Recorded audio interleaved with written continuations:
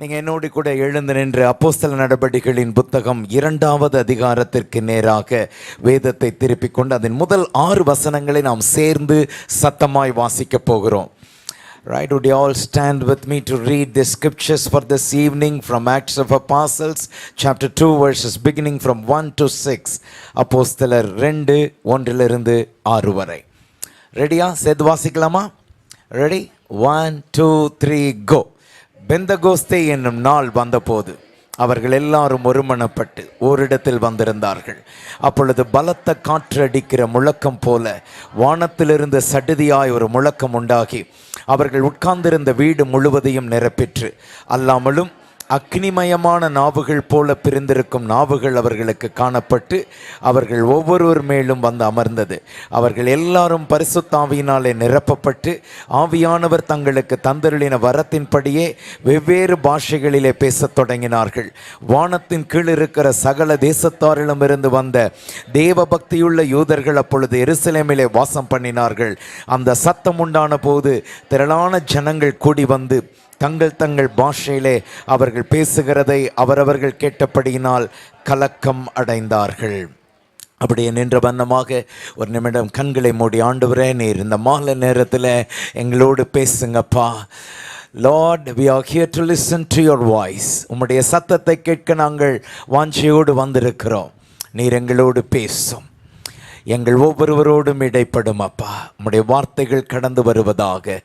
இந்த மாலை நேரத்தில் எங்களை கூட்டி சேர்த்த உம்முடைய நோக்கம் நிறைவேறும்படி கர்த்தர் இடைப்பட, உம்மை வெளிப்படுத்த, உம்முடைய ஆவியானவர் வெளிப்பட, உம்முடைய வார்த்தை வெளிப்பட நாங்கள் ஜெபிக்கிறோம். வந்திருக்கிற அத்தனை பேருக்குள்ளும் ஒரு தேவனுடைய கிரியை உண்டாவதாக. ஒவ்வொருவருக்குள்ளும் ஒரு எழுப்புதலின் ஏக்கம், தாகம், ஒரு எழுப்புதலின் அக்கினி பொறி போடப்பட வேண்டும் என்று நாங்கள் ஜெபிக்கின்றோம் அப்பா. கர்த்தருடைய கிரியை, ஆவியானவருடைய கிரியை நாங்கள் காண விரும்பி தாழ்மையோடு ஜெபிக்கிறோம். எங்களோடு பேசும் இயேசுவின் நாமத்தில் பிதாவே, ஆமென், ஆமென், ஆமென். தயவுசெய்து உட்கார்ந்து கொள்ளுவோம். ரைட், இந்த மாதத்தை நீங்கள் எழுப்புதல் மாதமாக அறிவித்து இந்த மாதம் முழுவதும் இதை குறித்து பார்க்க போகிறீர்கள். ஸோ இந்த மாதத்தினுடைய முதலாவது ஞாயிற்றுக்கிழமையில் இப்படி கூடி வந்த இந்த சந்தர்ப்பத்தில் நான் உங்களுக்கு The portrait of revival, எழுப்புதலை குறித்ததான ஒரு படம் நம்ம கண் முன்பதாக. இதுதான் எழுப்புதல். எழுப்புதல் என்றால் இதெல்லாம் இதில் இருக்க வேண்டும். எழுப்புதல் என்றால் இந்த காரியத்தை எதிர்பார்க்க வேண்டும். எழுப்புதல் என்று சொல்லுகின்ற பொழுது இதை தான் நாம் அர்த்தப்படுத்துகிறோம் என்பதற்கு அடையாளமாக ஒரு போர்ட்ரைட், ஒரு படம், ஒரு பிக்சர் நம் கண் முன்பதாக நிறுத்தப்படுவதற்காக நான் உங்களோடு 7 காரியங்களை வேகமாக அறிவிக்கும்படி விரும்புகிறேன். இந்த 7 காரியமும் ரிவைவல் என்கிற ஆங்கில எழுத்துக்கள் REVIVAL இதோடு கூட தொடர்புடையதாக, ஆங்கிலத்தில் அக்ரானிம் என்று சொல்லுவோம்ல. ஸோ REVIVAL ரிவைவல்குரிய அந்த ஆல்ஃபபெட்ஸை பயன்படுத்தி ஒவ்வொரு ஆல்ஃபபெட்டுக்கும் ஒரு காரியம் என்று வைத்து 7 காரியங்களை எழுப்புதலை குறித்து நாம் பார்க்க போகிறோம். Amen, hallelujah. So are we all ready? நம்ம அதற்காக ஆயத்தமாக இருக்கிறோமா? ஏதோ ஒரு நோக்கத்தோடு தான் கர்த்தர் இந்த எழுப்புதல் சபைக்குள்ளே கர்த்தர் உங்களை வைத்திருக்கிறார். எழுப்புதல் அப்படின்றது உங்கள் தரிசனத்தில், உங்களுடைய பெயரில், உங்களுடைய வாஞ்சையில் அது விதைக்கப்பட்டிருக்கிறது. அப்படி என்றால் இந்த பட்டணத்திற்கு ஒரு எழுப்புதல் வர நீங்கள் காரணமாக இருக்க கர்த்தர் உதவியா நீங்கள் செயல்பட வேண்டும் என்று விரும்புகிறார் என்பதை நாம் அர்த்தப்படுத்தி கொள்ளுகின்றோம். ஆகவே நாம் இந்த கூட்டத்தில் ஒரு சிலருக்குள்ளே இந்த ஏக்கத்தை, இந்த தாகத்தை, இந்த தரிசன தாக்கத்தை கர்த்தர் இந்த மாலையிலே ஏற்படுத்துவார் என்று நான் விசுவாசிக்கின்றேன். அல்லேலூயா, ஆமென். ஸோ இப்போ நாம் வாழ்ந்து கொண்டிருக்கிற காலம், எழுப்புதல் என்ற வேர்டு எல்லாத்துக்கும் பயன்படுத்துகிறோம். ரிவைவல் அப்படின்றத கிறிஸ்தவ வட்டாரத்தில், கிறிஸ்தவ உலகத்தில் எல்லாத்துக்கும் பயன்படுத்துகிறோம். Revival meeting, revival prayer, revival night prayer, revival fasting prayer, revival that meeting, revival this meeting, அப்படி என்று எல்லாத்துக்கும் வைக்கிறோம். அப்போ இந்த ரிவைவல் அப்படின்ற வேர்டு இதுவரைக்கும் இல்லாத அளவுக்கு சபைகளை, தேவ மக்களை அட்ராக்ட் பண்ண ஆரம்பித்திருக்கிறது. கர்த்தருக்கு ஸ்தோத்திரம். ஆனால் எல்லாரும் அந்த ரிவைவலை சரியாய் புரிந்து கொண்டிருக்கிறார்களா என்று சொன்னால் ஓரளவிற்கு தான் சிலர் புரிந்திருக்கிறார்கள். உண்மையான அந்த அர்த்தம் பலருக்கு தெரியவில்லை. எதையெல்லாம் எழுப்புதல் என்று நினைத்து கொண்டிருக்கிறார்களோ அதெல்லாம் உண்மையான எழுப்புதல் இல்லை என்பதும், உண்மையான எழுப்புதலின் அறிகுறிகள் என்ன என்பதையும் அதை ஆராய்ந்து அறிகிறவர்களுக்கு நன்றாய் விளங்கும். ஆகவே இந்த தரிசனத்தோடு கூட இந்த மாலையில் இந்த காரியத்தை பார்க்க போகிறோம். நார்மலாக நாம் க்ரௌடு பெருசாக இருந்துச்சுன்னா ரிவைவல்னு நினைக்கிறோம். சத்தம் அதிகமாக இருந்தாலும் ரிவைவல்னு நினைக்கிறோம்.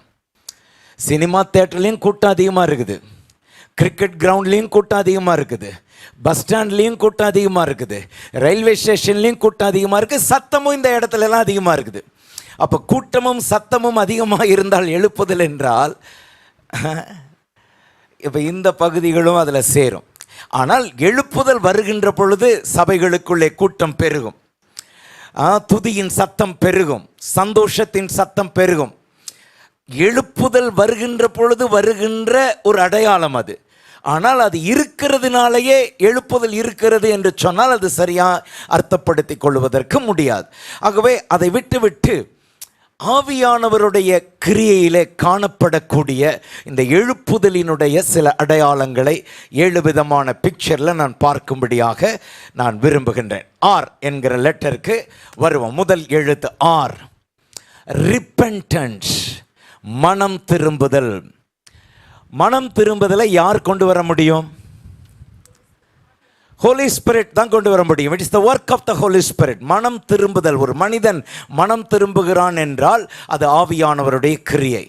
Revival is nothing but the work of the Holy Spirit. Revival can never be manufactured by any man, any ministry, any organisation. யாருனாலையும் இந்த ரிவைவல் எல்லாம் மேனுஃபேக்சர் எல்லாம் பண்ண முடியாது, உருவாக்கலாம் முடியாது. இது ஆவியானவராலே கொடுக்கப்பட வேண்டியது. அப்ப எழுப்புதல் என்று ஒன்று நடக்கின்ற அந்த சந்தர்ப்பம் அப்படின்னு வருகின்ற போது அங்கு கண்டிப்பாய் மனம் திரும்புதல் என்கிற ஆவியானவருடைய கிரியை காணப்படும் என்பது அநேகமாக எழுப்புதலிலே பயன்படுத்தப்படுகின்ற அத்தனை பேருடைய ஒருமித்த கருத்தாக இருக்கின்றது. நம் வேதத்தில் நாம் பார்க்கின்ற பொழுது பழைய ஏற்பாட்டில் 2 நாளாகமம் 7ஆம் அதிகாரம் 14வது வசனம் நம் அநேகருக்கு மிக மிக பழக்கப்பட்ட வசனம். 2 Chronicles chapter 7 verse 14. அங்கே என்ன சொல்லப்பட்டிருக்கிறது? என் நாமம் தரிக்கப்பட்ட என் ஜனங்கள் தங்களை தாழ்த்தி ஜெபம் பண்ணி என் முகத்தை தேடி தங்கள் பொல்லாத வழிகளை விட்டு திரும்பினாள். அப்போ this is a act from a man. ஒரு மனிதனிடத்தில் எதிர்பார்க்கக்கூடிய ஒரு காரியம். அப்போ இந்த பொல்லாத வழிகளை விட்டு அவன் மனம் திரும்ப வேண்டும் என்றால் தன்னுடைய பாவம் அவனுக்கு உணர்த்தப்பட வேண்டும், தன்னுடைய அக்கிரமம் அவனுக்கு உணர்த்தப்பட வேண்டும், அவன் செய்கிறது சரியல்ல என்பது அவனுக்கு உணர்த்தப்பட வேண்டும். இதெல்லாம் சொல்றதுனால, பாயிண்ட் சொல்றதுனால வந்துடாது. 7 பாயிண்ட் நம்ம சொல்றதுனால தான் எழுப்புதல் வந்துடாது. ரைட்? நம்ம அநேக காரியங்கள் சொல்லலாம். ரைட்? எழுப்புதலை குறித்து பேச சொன்னால் நான் 70 பாயிண்ட் கூட கொடுத்து பேசலாம். ஏன்னா அதை குறித்து சொல்லிக்கொண்டே இருக்கிறனால. ஆனால் அதனால எழுப்புதல் வரப்போகிறது இல்லை. ஆனால் இது ஒரு விழிப்புணர்வை நமக்கு தரும். இப்போ நமக்கு தெரிய வேண்டும், the acid test for revival is having the repentance among God's people. தேவ மக்கள் நடுவில் ஒரு மனம் திரும்புதல், பாவம் கண்டித்து உணர்த்தப்படுகிற ஒரு கிரியை அது காணப்பட வேண்டும். அல்ல, பொல்லாத வழிகளை விட்டு திரும்பினால் அப்போ தேவன் சொல்லுகிறாரு, நான் பரலோகத்தில் இருக்கிற நான் கேட்டு அவர்கள் பாவங்களை மன்னித்து அவர்கள் தேசத்திற்கு க்ஷேமத்தை கொடுப்பேன். இப்போ காட்ஸ் பீப்புள், என் நாமம் தரிக்கப்பட்ட என் ஜனம். அப்போ அவர் அவருடைய ஜனங்களுக்கு பேசுகிறார். அப்போ தேசம் ஆசீர்வதிக்கப்பட வேண்டும் என்றால், தேசத்திற்கு ஒரு க்ஷேமம் வர வேண்டும் என்றால், அவருடைய மக்கள் ஜெபத்திலே தங்களை தாழ்த்தி அவரிடத்திலே ஜெபம் பண்ணி தங்களுடைய பொல்லாத வழிகளை விட்டு திரும்ப வேண்டும் என்பது சொல்லப்பட்டிருக்கிறது. அல்லேலூயா. மார்ட்டின் லாய்ட் ஜோன்ஸ் என்று சொல்லக்கூடிய ஒரு எழுப்புதலுக்காக பயன்படுத்தப்பட்ட ஒரு தேவ மனுஷன். அவர் சொல்லுகிறார், அப்போ எழுதின அவர் பல ஆண்டுகளுக்கு முன்பதாக எழுதுகின்ற போது எழுதுகிறார், சபையில் இருக்கக்கூடிய 60% மேலான மக்கள் உண்மையான மனம் திரும்புதலுக்குள்ளே இல்லை அப்படின்னு அவர் எழுதுகிறார். இன்றைக்கு சபைக்கு வர்றதுனால, சபையில் இருக்கிறதுனால, ஆராதனையில் பங்கெடுக்கிறதுனால, ஜெபிக்கிறதுனால உண்மையான மனம் திரும்புதலோடு இருக்கிறார்கள் என்று நாம் எடுத்துக்கொள்ள முடியுமா? The fruit of repentance, அந்த மனம் திரும்புதலின் கனிகள் தான் அந்த மனம் திரும்புதலை காண்பிக்கும். அப்ப அந்த மனம் திரும்புதலின் கனிகள் அப்படின்றது ஆவியானவர் அவங்களுக்குள்ளே செய்த ஆழமான ஒரு கிரியையின் அடையாளம். அல்லேலூயா. அப்ப எழுப்புதலுக்கு நமக்கு ஒரு பிக்சரை பைபிள்ல இருந்து பார்க்கணும்னா, the original standard அப்போஸ்தல நடபடிகளில் இருக்கக்கூடிய சபை, the early church, the church in the Acts of Apostle is the model church. அதான் ஒரிஜினல். அப்ப அது மாதிரி மாறணும் அப்படின்றது தான் எழுப்புதல். அப்ப அந்த ஸ்டாண்டர்ட் நமக்காக வைக்கப்பட்டிருக்கிற ஒரு தர குறியீடு. That is the standard, mark of the standard. அந்த ஸ்டாண்டர்ட்ல அதை வைத்து இன்றைக்கு நாம் நம்முடைய திருச்சபைகளை மொத்தமாய், இந்திய தேசத்தின் திருச்சபை, திருச்சி பட்டணத்தில் இருக்கிற ஒட்டுமொத்த கிறிஸ்துவின் சரீரமாகிய சபை, இதை அந்த தரத்தை நாம் வைத்து பார்க்கின்ற பொழுது, எழுப்புதலில் பாரமுள்ள ஒவ்வொருவருக்கும் மனதில் ஏதோ ஒன்று செய்யும். Something is not right. இது ஒரு மாற்றம் உண்டாக வேண்டும் என்பது நம்மளுடைய நோக்கமே அதுதான்.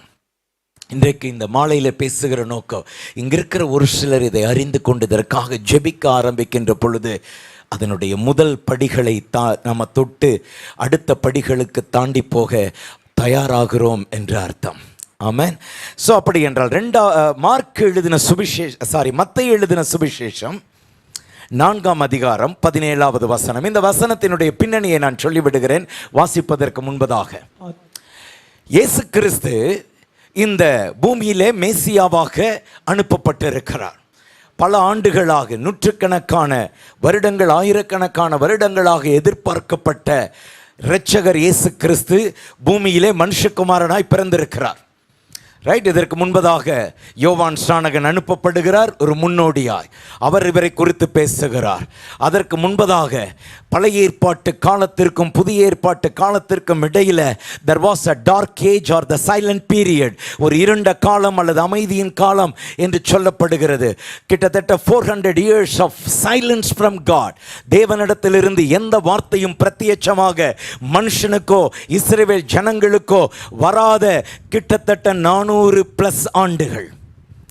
God did not speak, no prophets, தீர்க்கதரிசிகள் கிடையாது, எந்த நியாயாதிபதிகள் மூலமா பேசல. அந்த காலங்கள் எல்லாம் முடிந்து போனது. அமைதியின் காலம், இருண்ட காலம் என்று தியாலஜியன்ஸ்னால சொல்லப்படுகின்ற வருடங்கள். அதற்கு பிறகு யோவான் ஸ்நானகன் முன்னோடியாக வருகிறார். இயேசு கிறிஸ்து பிறந்தார், வளர்ந்தார், ஞானஸ்நானம் எடுத்தார். அவருடைய பப்ளிக் மினிஸ்ட்ரி ஸ்டார்ட் ஆகிறது. He is starting his public ministry. பல ஆயிரக்கணக்கான வருஷங்கள், பல தீர்க்கதரிசிகளுடைய முன்னறிவிக்கப்பட்ட மேசியா, இரட்சகர், தேவ திட்டத்திலே தேவனே மனுஷகுமாரனாய் பூமியிலே பிறந்து இப்பொழுது மனு குலத்திற்கு பேசப் போகிறார். What was his first preaching? அவருடைய முதல் பிரசங்கம் என்ன? அதுதான் மத்தேயு 4:17. Matthew 4:17 is the record of his first preaching. What he was preaching, என்ன பிரசங்கம் பண்ணுகிறார்? அது முதல் அப்பதான் ஸ்டார்ட் பண்றார். இயேசு மனம் திரும்புங்கள், பரலோக ராஜ்யம் சமீபித்திருக்கிறது என்று பிரசங்கிக்க தொடங்கினார். That was the inauguration of his preaching ministry. Hallelujah. We need to understand what was the content. Repent, மனம் திரும்புங்கள் என்கிற வார்த்தை. ஓகே, சரி. இயேசு கிறிஸ்து மரித்தார், அடக்கம் பண்ணப்பட்டார், உயிர் தெழுந்தார், அநேகருக்கு காட்சி கொடுத்தார், பரத்திற்கு எடுத்துக்கொள்ளப்பட்டார். இப்பொழுது சீஷர்கள் எருசலேமிலே பிதாவினுடைய வாக்குத்தத்தம் நிறைவேறும் வரை தரித்திருக்க வேண்டும் என்று தேவன் அவர்களுக்கு கட்டளையிட, இயேசு கிறிஸ்து கட்டளையிட, கிட்டத்தட்ட 120 பேர் மேல் வீட்டறையிலே 10 நாட்கள் ஜெபித்து கொண்டிருக்கிறார்கள். அவர்களுக்கு 10 நாட்கள் ஜெபிக்க போகிறோம் என்றெல்லாம் தெரியாது, எத்தனை நாள் ஜெபிக்க போகிறோம் என்று தெரியாது. There was no specific time. தரித்திருங்கள், பிதாவினுடைய வாக்குத்தத்தம் நிறைவேறும் வரை எருசலேமிலே தரித்திருங்கள், அவ்வளவுதான் சொல்லப்பட்டுச்சு. இவங்க 10 நாட்கள் ஆன பொழுது பெந்தகோஸ்தே நாள் வந்தது. பரிசுத்த ஆவியானவர் இறங்கி வந்தார். ஒரு டிராமாட்டிக் சிச்சுவேஷன் உண்டாகிறது, பெரிய அசைவு உண்டாகிறது. அதற்கு பிறகு பேதுரு மற்ற 11 அப்போஸ்தலர்கள் கூட நிற்க, இந்த அப்போஸ்தலர்களின் சார்பாக அவர் பிரசங்கிக்கிற முதல் பிரசங்கம் 2வது அதிகாரத்தில் நாம் எழுதப்பட்டிருக்க நாம் பார்க்கின்றோம். ஆமென். அவர் பிரசங்கம் பண்ணுகிறார், ஒரு நீண்ட பிரசங்கம், தைரியத்தோடு பிரசங்கிக்கிறார். அதனுடைய சில ஸ்னாப்ஷாட்டை நம்ம பார்க்க வேண்டும் என்றால் 37-38 வசனங்களிலே 2ஆம் அதிகாரத்திலே பார்க்க முடியும். Acts chapter 2 verses 37 and 38. இதை அவர்கள் கேட்டபொழுது இருதயத்திலே குத்தப்பட்டவர்களாக, என்ன ஆச்சு? இருதயத்தில் குத்தப்பட்டவர்கள். Something happen. இந்த வார்த்தை பேசப்படுகின்ற பொழுது அவருடைய இருதயத்திலே குத்தப்பட்டது. பேதுருவையும் மற்ற அப்போஸ்தலரையும் பார்த்து, சகோதரரே, நாங்கள் என்ன செய்ய வேண்டும் என்று கேட்கிறார்கள். That was the response from the crowd. Right, crowd கேட்கிறாங்க, நாங்கள் என்ன செய்ய வேண்டும்? அப்ப பேதுரு சொல்லுகிறார், நீங்கள் மனம் திரும்பி, நீங்கள் மனம் திரும்பி, எல்லாம் திரும்பி என் கூட சொல்லுங்க, மனம் திரும்பி, மனம் திரும்பி. ஆமென். ஸோ மனம் திரும்புதல் என்பது மிக மிக முக்கியமான ஒரு காரியம். ஈவன் த ஃபவுண்டேஷனல் டாக்ட்ரின்ஸ், அஸ்திபார உபதேசங்கள் என்று 6 காரியங்கள் எபிரேயர் புத்தகத்தினுடைய 6ஆம் அதிகாரம் முதல் சில வசனங்களில் இருக்கும். அதில் முதல்ல மனம் திரும்புதல், the doctrine of repentance must be preached to the church. சபைக்கு அது எழுதப்பட்டிருக்கிறது. சபைக்கு அது எலிமெண்டரி டீச்சிங்காய், அது ஆரம்பத்தில் சொல்லிக் கொடுக்கப்பட வேண்டிய பாடமாய் அது இருக்கின்றது. ஹல்லேலூயா. அருமையான தேவனுடைய பிள்ளைகளை, இன்றைக்கு தேவனை ஆராதிக்கிற ஒரு கூட்டம் மனம் திரும்புதலின் சத்தியத்தை தெளிவாக அறியாமலேயே கேட்காமலேயே வளர்ந்து கொண்டிருக்கிறது என்பதையும் நாம் புரிந்து கொள்ள வேண்டும். மனம் திரும்புதல், ரிப்பெண்ட் அப்படின்ற வார்த்தை அதிகமாக அட்ராக்ட் பண்ணுகிற வார்த்தை அல்ல.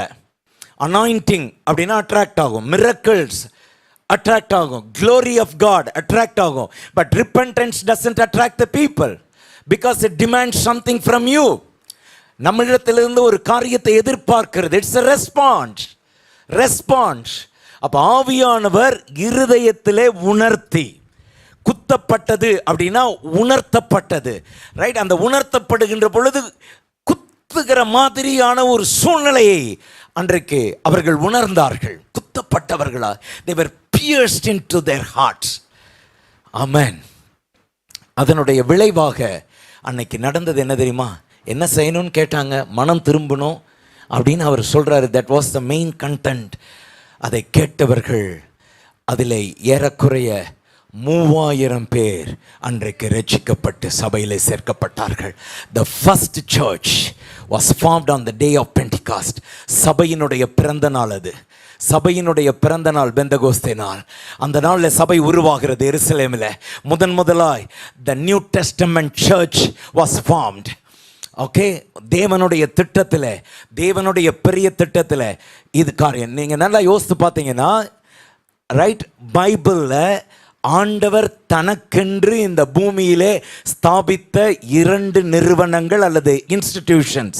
There are 2 institutions only God has instituted on earth. பூமியிலே இருக்கும்படி. ஒன்று the family, குடும்பம். 2வது the church, சபை. இந்த 2ம் தேவன் இந்த பூமியிலே அவருக்காக செயல்படும்படியாக வைத்திருக்கிறார். இப்போ இந்த 2க்குமே பிசாசினுடைய ராஜ்யத்திலிருந்து அட்டாக் இருக்கும் அப்படின்னு சொல்ல வேண்டிய அவசியம் இல்லை. ஓகே, அப்போ சர்ச் ஒரு பெரிய தேவனுடைய தரிசன திட்டத்தோடு பூமியிலே ஸ்தாபிக்கப்படுகிறது. அதில் ஃபஸ்ட்டு இந்த 120 பேரோடு 3000 பேர் சேருகிறார்கள். என்ன requirement? What has happened in to their life? மனம் திரும்பி இயேசு கிறிஸ்துவை கர்த்தர் என்று அவர்கள் அறிந்து அவர்கள் ஞானஸ்நானம் எடுத்ததினாலே அவர்கள் சபைக்குள்ளே சேர்க்கப்படுகிறார்கள். அல்லேலூயா, அல்லேலூயா.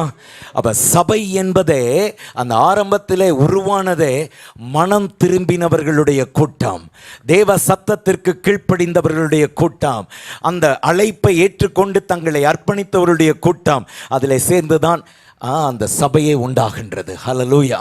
That's the original standard of the church, the foundational requirement of the church. அந்த அடிப்படையான அஸ்திபாரமான ஒரு தேவையே மனம் திரும்புதல். ஹல்லேலூயா. இன்றைக்கு இது உள்ளே வர வேண்டும். ஆட்டம் இருக்கலாம், கொண்டாட்டமும் இருக்கலாம். ஆட்டமும் கொண்டாட்டமும் இருக்கிற இடமெல்லாம் எழுப்புதல் என்றால், எழுப்புதலை குறித்து ஆழமாய் அறிந்தவர்கள், எழுப்புதலின் ஆழத்தை புரிந்தவர்கள் ஏற்றுக்கொள்ள மாட்டார்கள். அதே நேரத்தில் எழுப்புதல் நிறைந்த சூழலிலே ஆட்டம் இருக்கும், எழுப்புதல் நிறைந்த சூழ்நிலையிலே பாட்டம் கொண்டாட்டம் எல்லாம் இருக்கும். we will celebrate, we will praise God. ஆனால் அது வேற. the result of the revival brings the celebration, that's different. ஆனால் celebration doesn't bring revival. கொண்டாட்டம் எழுப்புதலை கொண்டு வருவதில்லை, எழுப்புதல் கொண்டாட்டத்தை கொண்டு வரும். எழுப்புதல் ஒரு துதி ஆராதனையிலே ஒரு வெடித்து கிளம்புகிற அனுபவத்தை கொண்டு வரும். ஆனால் சத்தமும் வெறும் கொண்டாட்டமும் வெறும் கூட்டமும் எழுப்புதல் அல்ல. எழுப்புதல் கூட்டி சேர்க்கிற கூட்டம் வேற. ஆனால் கூடி வருகின்ற கூட்டத்திலெல்லாம் அதை எழுப்புதல் என்று சொல்ல முடியாது என்பதை திரும்ப வலியுறுத்த விரும்புகிறேன். அல்லேலூயா. எந்த கூட்டத்தில் மனம் திரும்புதல் அப்படின்ற ஒரு ஆவியானவருடைய கிரியை இல்லையோ, த கன்விக்ஷன், பாவத்தை கண்டித்து உணர்த்துகிற ஆவியானவருடைய கிரியை இல்லையோ, that may not be a true revival according to the revivalist whom God used hundreds of years in the days past. இதுவரையிலும் பயன்படுத்தப்பட்ட பல தேவ மனிதர்கள் எழுப்புதலுக்காக சொல்லுகிற காரியம் இது இல்லை என்றால் அதை எழுப்புதல் என்று, ட்ரூ ரிவைவல் என்று ஏற்றுக்கொள்ள முடியாது. இன்னொரு முக்கியமான ப்ரொஃபட்டிக் வேர்ட்ஸை இந்த நேரத்தில் ஞாபகப்படுத்துவது நமக்கு நன்றாயிருக்கும். அப்போஸ்தல நடபடிகள் 3ஆம் அதிகாரம் 19-20 வசனங்கள். Acts of Apostles chapter 3 verses 19 and 20. ஆனபடினாலே கர்த்தருடைய சன்னிதானத்திலிருந்து இளைப்பாறுதலின் காலங்கள் வரும்படிக்கும், ரைட், கர்த்தருடைய சன்னிதானத்திலிருந்து இளைப்பாறுதல் காலங்கள் வரும்படிக்கும். This is the days of refreshing. In other words, days of revival. புதுப்பிக்கப்படுகிற, உயிர்ப்பிக்கப்படுகிற, புத்துணர்ச்சிக்குள்ளே கொண்டு வரப்படுகிற நாட்கள் வரும்படிக்கு முன்னே குறிக்கப்பட்ட இயேசு கிறிஸ்துவை அவர் உங்களிடத்தில் அனுப்பும்படிக்கும், உங்கள் பாவங்கள் நிவர்த்தி செய்யப்படும் பொருட்டு, உங்கள் பாவங்கள் நிவர்த்தி செய்யும் பொருட்டு மனம் திரும்பி குணப்படுங்கள், நீங்கள் மனம் திரும்பி குணப்படுங்கள். ரைட், ஜனங்களுக்கு தேவனுடைய வார்த்தை நேரடியாக வருகிறது. மனம் திரும்பி குணப்படுங்கள். Repent and settle the things. Amen. இன்றைக்கு எழுப்புதலுக்காக ஜெபிக்க, எழுப்புதலுக்காக வாஞ்சிக்கிற, எழுப்புதலுக்காக பயன்பட வேண்டும் என்று விரும்புகிற ஒவ்வொரு பாத்திரமும் that should be a vessel of repentance. மனம் திரும்பின ஒரு பாத்திரமாக இருக்க வேண்டும். அல்லேலூயா. அவருடைய சமூகத்திலிருந்து, சன்னிதானத்திலிருந்து இளைப்பாறுதலின் காலங்கள் வர வேண்டுமா? அப்படி வரும்படிக்கு one of the requirement is being told in the Acts of Apostles. என்ன சொல்லப்படுகிறது? மனம் திரும்பி குணப்படுங்கள். அல்லேலூயா, ஆமென். இன்றைக்கு பல காரியங்கள் மேலோட்டமாக பல இடங்களிலே பேசப்படுவது உங்களுக்கு தெரியலாம். ரைட், நமக்கும் as human beings நம்மளை உற்சாகப்படுத்துகிற, நமக்கு ஒரு ஹீலிங், நமக்கு ஒரு ப்ராஸ்பரிட்டி, நமக்கு ஒரு பிளஸ்ஸிங், இப்படி எல்லாம் கிடைக்கக்கூடியது. நம்ம உயர்த்துகிறார், நம்மளை மேலே ஏற்கனவே உயர்த்தி வச்சிருக்கிறாருன்னா இன்னும் மேலே உயர்த்துவார், அதுக்கு மேலே இன்னும் உயர்த்துவார் அப்படின்னு கேட்டுட்டு இருக்கிறதுக்கு நமக்கு விருப்பம். ஆனால் இருதயத்தில் குத்தப்படணும், இருதயம் உடைக்கப்படணும், இருதயம் உடைக்கப்பட்டு ஆண்டவருடைய சமூகத்தில் விழுந்து கிடக்கணுன்றது it doesn't attract. அதனால ரிவைவல் அத்தனை பேரும் பயன்படுவார்கள் என்று சொல்ல முடியாது. எழுப்புதலுக்காக முன்குறிக்கப்பட்ட சிலரை கர்த்தர் ஒவ்வொரு பட்டணத்திலும் மீதம் இருக்கக்கூடிய ஒரு ரெமனன்ட் என்று சொல்லப்படுகிறதே, அப்படி ஒரு கூட்டத்தை கர்த்தர் ஒவ்வொரு பட்டணத்திலும் ஒவ்வொரு ஏரியாவிலும் எழுப்பி கொண்டிருக்கிறார். ஹல்லேலூயா. அதனால நம்ம தேவனுடைய ஆர்டர், தேவனுடைய அந்த செயல்படுகின்ற ஆர்டர் ஒழுங்கை நீங்கள் பார்த்தால் மனம் திரும்புவதில் முன்பதாக வருகிறது, அதற்கு பின்பு தேசத்திற்கு சேமம். இளைப்பாறுதலின் காலங்கள் உங்களிடத்தில் வரும்படிக்கு. So the revival days must come to you. அதுக்கு எங்கிருந்து ஆரம்பிக்கணும்? மனம் திரும்பி குணப்படுங்கள். So the call to repent, call for repentance is very much evident here.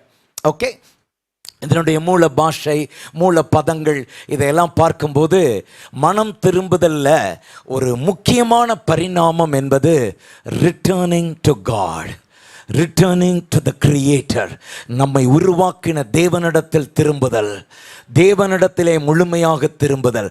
வெறும் பாவத்தை விட்டு மனம் திரும்புதல் என்கிற அர்த்தம் மாத்திரம் அல்ல, தேவனிடத்தில் திரும்புதல். பாவத்தை விடுறோம், we are forsaking the sin, but we are getting closer and being united with our God. தேவனோடு இணைக்கப்படுகிறோம், தேவனிடத்தில் திரும்புகிறோம். ஆகவே இதற்கு repentance என்கிறதுல இன்னொரு பரிணாமம் இருக்கின்றது, return to God. Return to God. இன்றைக்கு சபைக்கு வருகின்ற முக்கியமான செய்தி, return to God. You are there to worship, you are there to do all the things, but have you returned to God? தேவனிடத்திலே திரும்பி இருக்கிறோமா என்கிற கேள்வி நமக்கு கேட்கப்பட வேண்டியதாக இருக்கின்றது. இவான் ராபர்ட்ஸ் என்று சொல்லக்கூடிய ஒரு தேவ மனுஷனை கர்த்தர் வேல்ஸ் தேசத்தினுடைய எழுப்புதலிலே பயன்படுத்துகிறார். எழுப்புதல் என்று சொல்லுகின்ற பொழுது 1904 ஆண்டில் வேல்ஸ் தேசத்திலே உருவான எழுப்புதலை தொடாமல் யாரும் எழுப்புதலை குறித்து முழுமையாக சொல்லிவிட முடியாது. இந்த பட்டணத்திற்காக இவான் ராபர்ட்ஸ் என்கிற ஒரு தேவ மனிதன் தேவனாலே முக்கியமான ஒரு நபராக பயன்படுத்தப்படுகிறார். So God broke his heart, right? அதனுடைய சரித்திரம், அது நடந்த காரியங்கள் எல்லாம் நம்ம விவரமாக சொல்ல போனால் நேரம் போய்விடும்.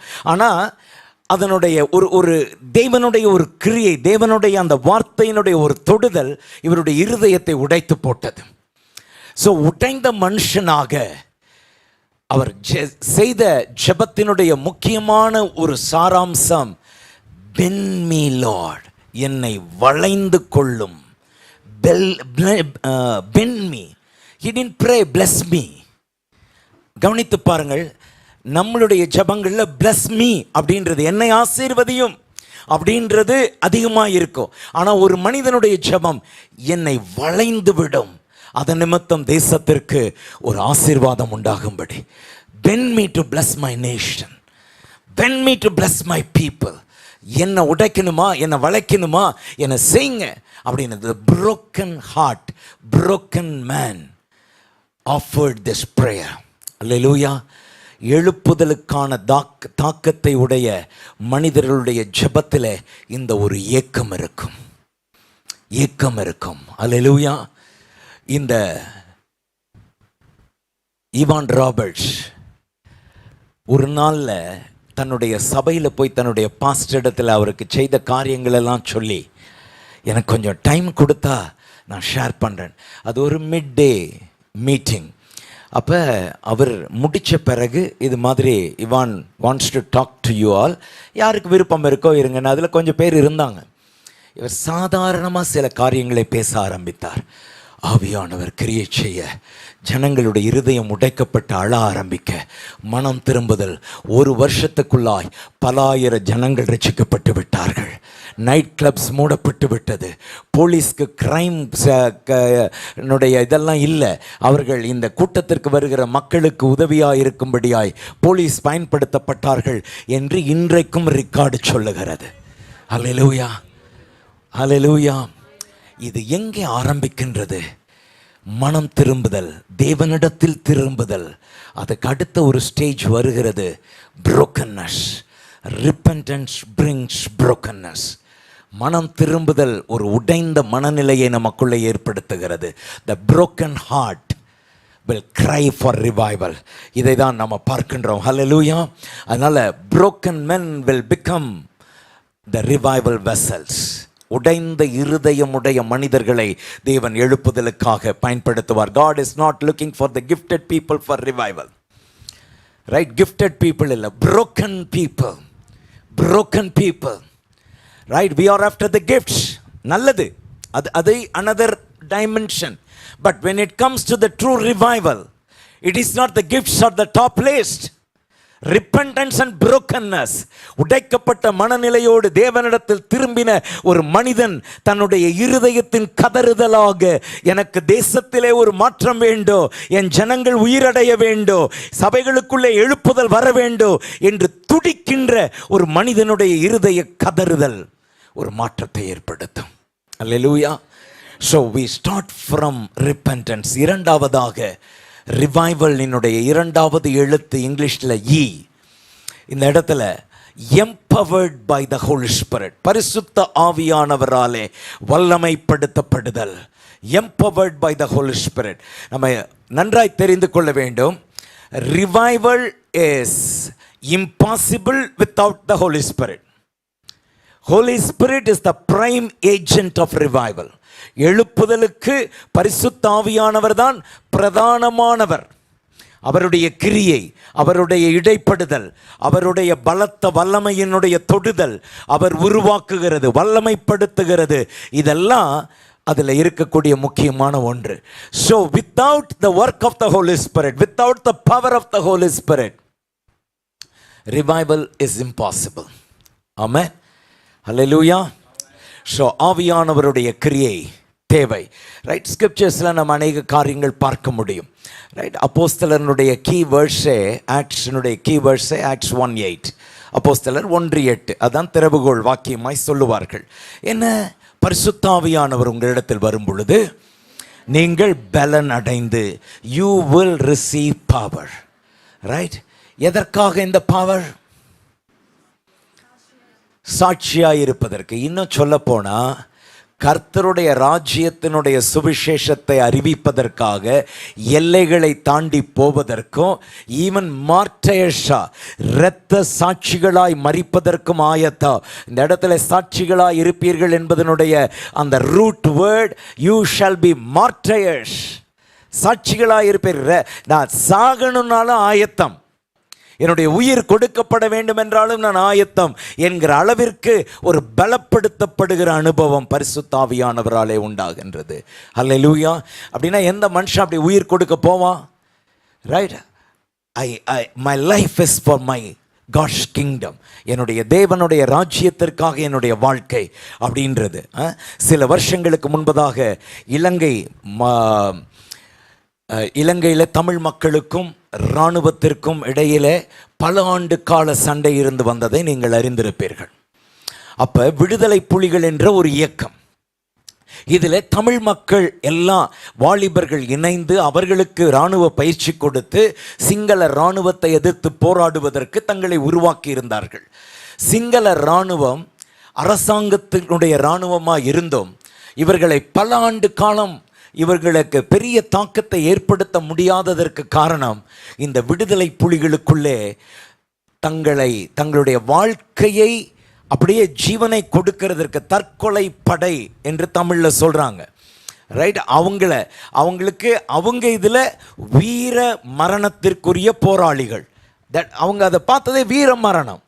அப்போ அதை கொடுக்க தங்களுடைய ஐடியாலஜி அல்லது தங்களுக்கு தேவையான அந்த சுதந்திரம் என்கிற எண்ணத்திற்காக உயிரை கொடுக்க பணயம் வைக்க துணிவிருந்த அந்த கூட்டத்தினாலே அந்த அரசாங்க இராணுவத்தினால் பல வருஷங்கள் அவர்களை மேற்கொள்ள முடியாமல் போனது.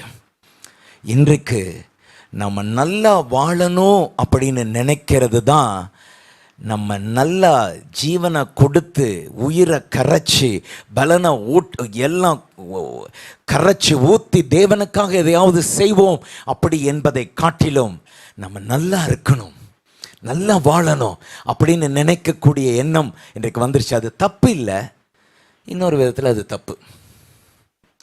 ரைட், நல்லா இருக்கணும்னு ஆண்டவர் விரும்புகிறார். Right, God wants us to live peacefully. அவர் கொடுக்கின்ற ப்ராஸ்பரிட்டியோடு சமாதானமாக இருக்கணும்னு விரும்புகிறார்.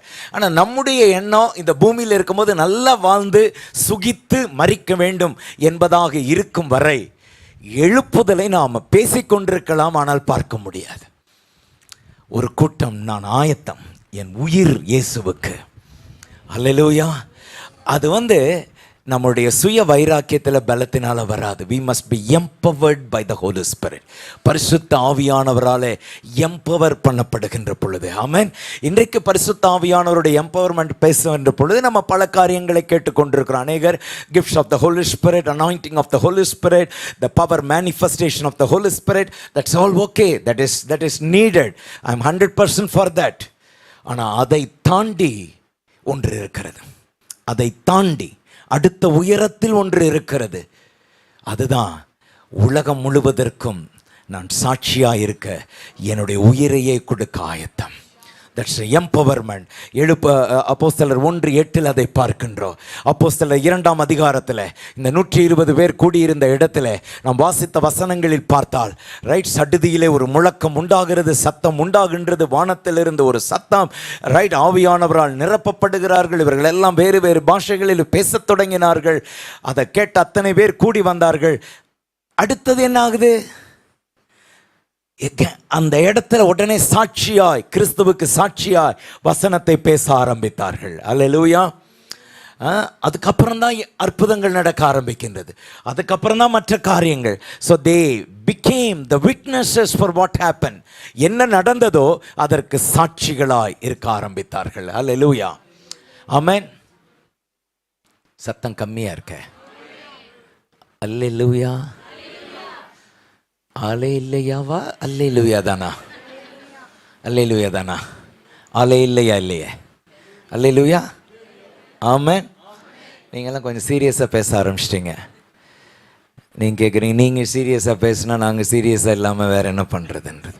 ஓகே, நம்ம சீரியஸாக தான் பேசுகிறோம். அதனால முகத்தை அப்படியே ஒரு மாதிரி சீரியஸாக தான் வச்சுக்கணும்னு அவசியம் இல்லை. கவனிங்க, இப்போ ஆவியானவருடைய கிரியை பல விதங்களிலே வெளிப்பட ஆரம்பிக்கின்றது, பல விதங்களிலே.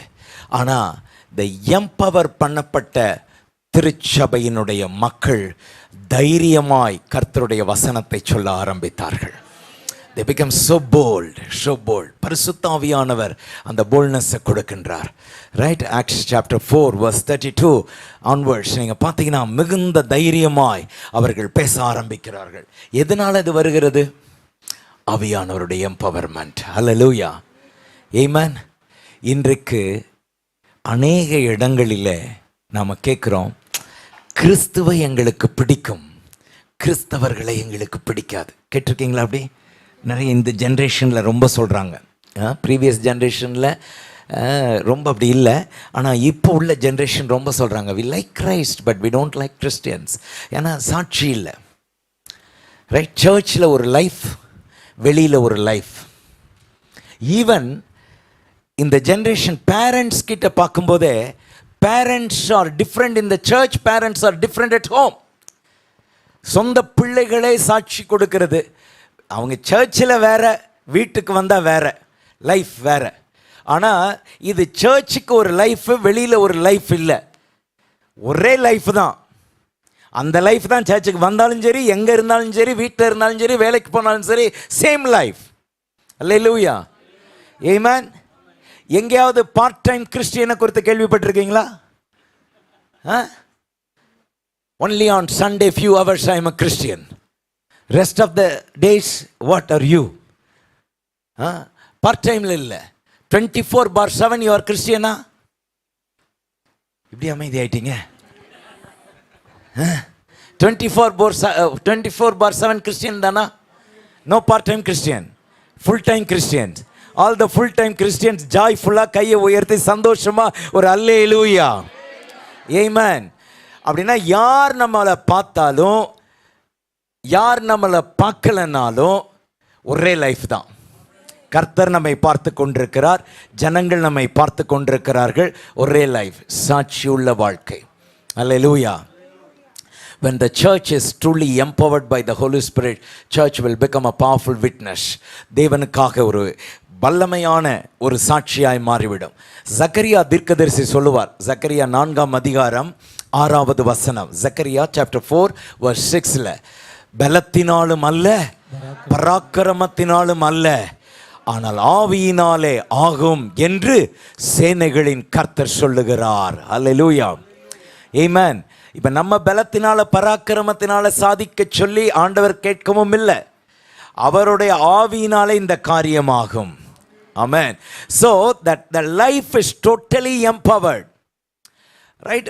அது வந்து எனர்ஜைஸ் பண்ணப்படுகிறதும் பவர் கொடுத்து உருவாக்குகிறதும் ஆவியானவருடைய சோர்ஸில் இருந்து, தேவனுடைய ஆவியானவருடைய சோர்ஸில் இருந்து அப்படி உருவாகின்ற பொழுது நிச்சயம் அற்புதங்கள் நடக்கும், அடையாளங்கள் நடக்கும், ஆவியானவருடைய அந்த வரங்கள் வெளிப்படும். அதெல்லாம் ஓகே, வெளிப்படணும், கண்டிப்பாக செய்யணும். ஆனால் அதை தாண்டி சாட்சியாக இருக்க வேண்டும். ரைட், விட்னஸஸாய் வாழ வேண்டும். ஆமென். இந்த டிசைபிள்ஸ்க்கு ஆவியானவருடைய அந்த இதுக்கு வரணும். ஏற்கனவே ஆண்டவர் எல்லாம் டீச் பண்ணிட்டார். So they new theology.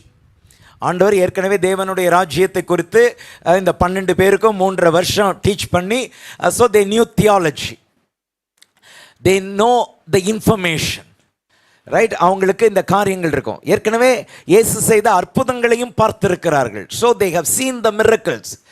இதெல்லாம் தாண்டி ஆண்டவர் சொன்னார், கிரேட் கமிஷனை ஏற்கனவே சொல்லிட்டார். மத்தேயு 28ஆம் அதிகாரத்தில் 18, 19, 20 அந்த பிரதான கட்டளை சொல்லப்படுகிறது.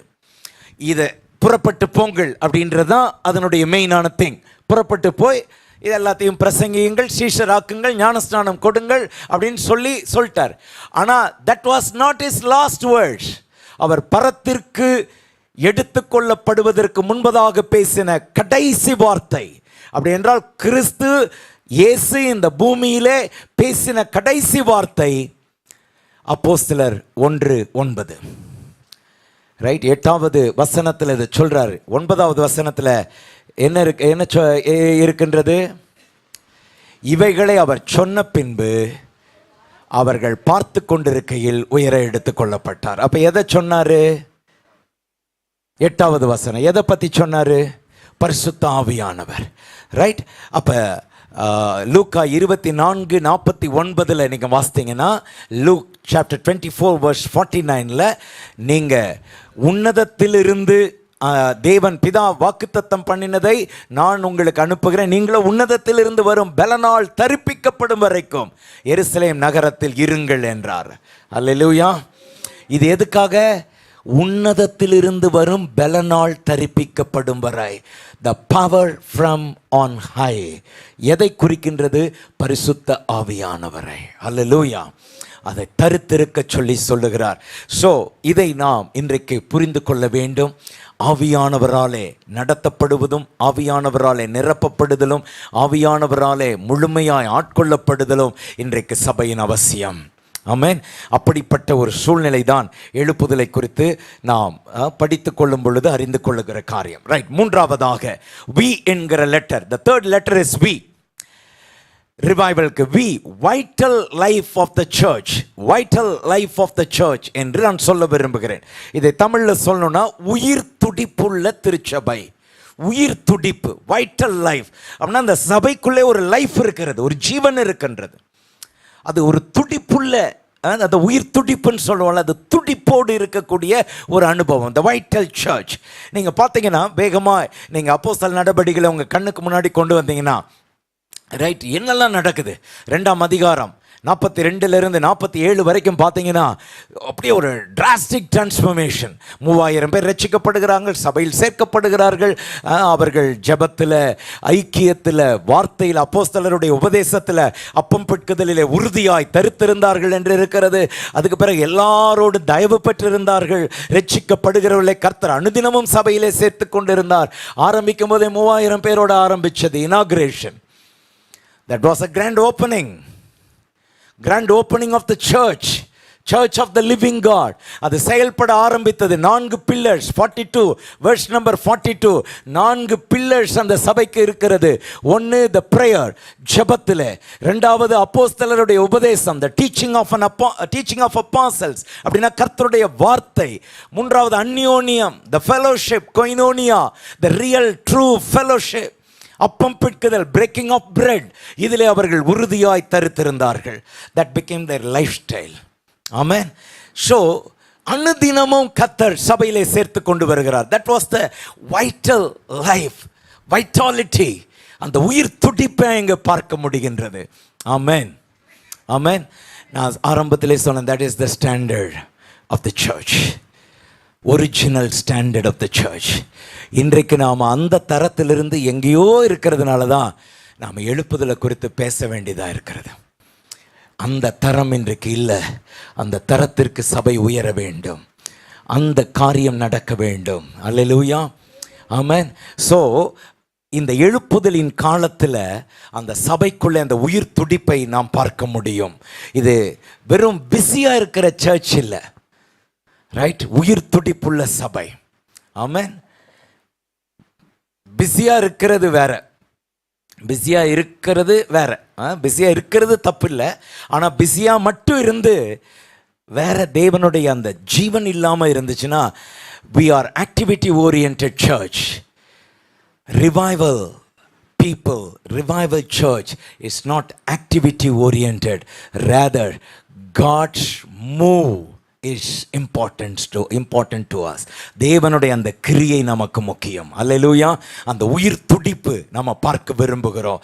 அதனால் ஆக்டிவிட்டியா வைட்டாலிட்டியா என்று பார்க்கின்ற பொழுது என்னுடைய ஓட்டு வைட்டாலிட்டி, துடிப்பு உள்ள, உயிர் துடிப்பு உள்ள ஒரு சபையாக அது காணப்படுவது. அல்லேலூயா. நான் சில காரியங்களை நான் வேகமாய் சொல்லுகிறேன், நீங்கள் புரிந்து கொள்ள முடியும். இப்போ நமக்கு பேக்ரவுண்டில் ஒரு படத்தை பார்த்து கொண்டிருக்கிறோம். எழுப்புதல் என்றால் என்ன? இப்போ இந்த வைட்டாலிட்டி, தேவன் திருச்சபையில் இருக்கக்கூடிய அந்த உயிர் துடிப்பு. 2:41 3000 பேர் ரட்சிக்கப்படுகிறார்கள். 4ஆம் அதிகாரம் 4வது வசனத்தில் 5000 பேர் ரட்சிக்கப்படுகிறார்கள். 5ஆம் அதிகாரம் 14வது அதிகாரத்தில் believers were increasingly added to the Lord, மிகவும் அதிகமாக சேர்க்கப்பட்டார்கள், விசுவாசிக்கிறவருடைய கூட்டம் மிகுதியாக இருந்தது, அப்படி என்று இருக்கிறது. இப்படி நீங்கள் பார்த்து கொண்டே போகலாம் முழு அப்போஸ்தல நடபடிகளோ. 9ஆம் அதிகாரம் 31வது வசனத்துக்கு நீங்கள் வந்தால் அந்த இடத்துல the churches were strengthened and multiplied. நம்ம இப்போ நம்பர்ஸ் விட்டுருச்சு, ஆத்துமாக்கள் ரட்சிக்கப்படுகிற நம்பரை விட்டுட்டு இப்போ சர்ச்சஸ் மல்டிப்ளை பண்ண ஆரம்பிக்கிறது. சபைகள் அதிகமாய் ஸ்ட்ரெங்தன் பண்ணப்பட்டு பலப்படுத்தப்பட்டு பெருகின அப்படின்னு இருக்கிறது இல்ல. பாருங்க 9:31, யூதேயா, கலிலேயா, சமாரியா நாடுகள் எங்கும் சபைகள் சமாதானம் பெற்று பக்தி விருத்தி அடைந்து கர்த்தருக்கு பயப்படுகிற பயத்தோடும் பரிசுத்த ஆவியின் ஆறுதலோடும் நடந்து பெருகின. சபைகள் பெருகினது. அல்லேலூயா. That is the real fruit or the impact or the result of revival. Hallelujah. Actually Acts of Apostles and revival னு நிறைய பேர் நம்ம சொல்லுவோம், அது ஒரு அண்டர்ஸ்டாண்டிங்காக. பட் ட்ரூ சென்ஸில் Acts of Apostles is not a revival. That's the original standard. Original standard. Right? Revival is coming back to that original state. அதான் real meaning, coming back to the life. ஆனால் ஆதி திருச்சபை லைஃப்பில் இருந்துச்சு, அது dead church கிடையாது. Right? Vitality of life. இன்றைக்கு நாம் சரியாய் புரிந்து கொள்ள வேண்டும் என்றால் ஆக்ட்ஸ் ஆஃப் அப்போஸ்தலர்ஸ் is the standard, that is the model. அதில் அதை எழுப்புதல் என்று பார்க்கிறத காட்டிலும் அந்த அளவுக்கு நாம் உயிர் மீட்சி அடைந்து வரணும் என்பதுதான் உண்மையான அர்த்தம். அல்லேலூயா.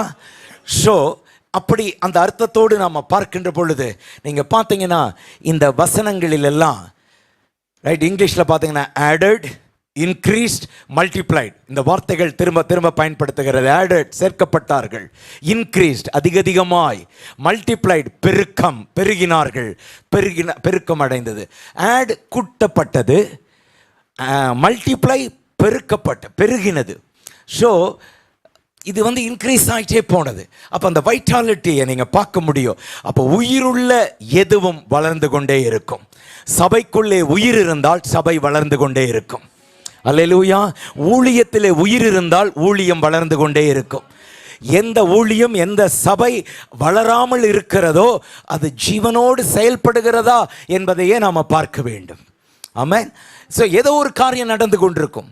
கேரக்டர் மல்டிப்ளை ஆகிட்டு இருக்கும், கேரக்டர் டெவலப்மெண்ட். நீங்கள் ஒருவேளை நம்பரில் இன்க்ரீஸ் இல்லாமல் இருக்கலாம், ஆனால் கேரக்டரில், கிறிஸ்துவை அறிகிற அறிவில், கிறிஸ்துவை போல மாறுகிறதுல, ஜெபத்தில் இன்க்ரீஸ் ஆகலாம். There are some seasons, there are some levels that God pushes every single congregation, right, according to His will.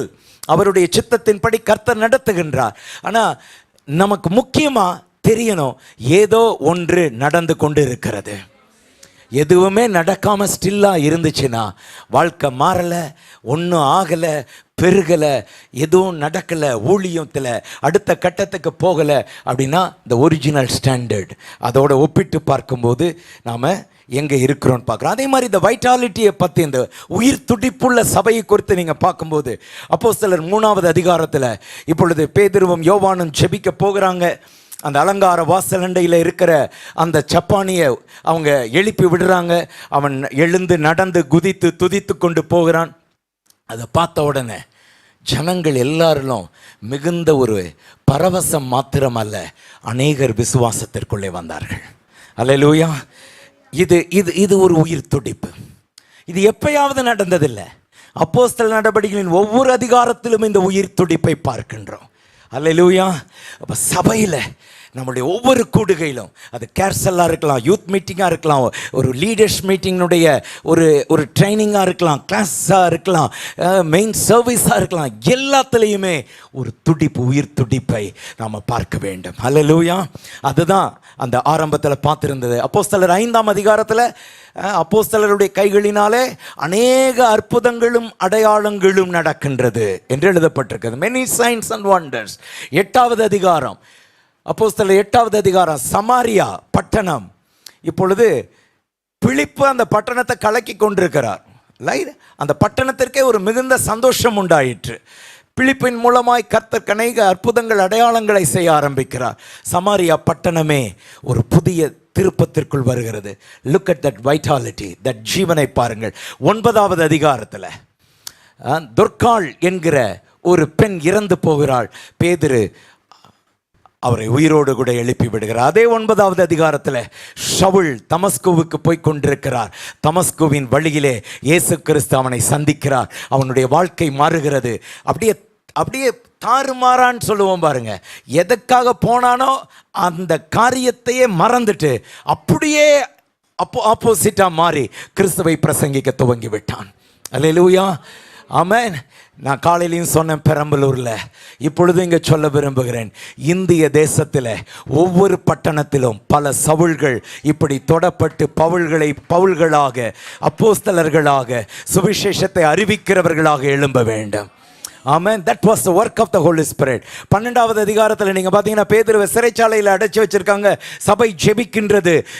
அந்த மத்திய ராத்திரியிலே தேவதூதன் வந்து 4ஆம் காவலில் இருந்த ஒரு சிறை கைதியை வெளியே கொண்டு வந்து விட்டு போகிறான்.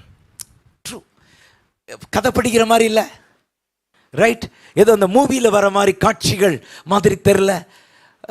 4ஆம் காவலில் இருந்தவர், அவங்களுக்கே எப்படி வெளியில் போனான்னு தெரியல. உள்ளே இருந்தவங்களுக்கு பூட்டின மாதிரி இருக்குது, ஆனால் இவர் வெளியில் போயிட்டார். ஆமென்.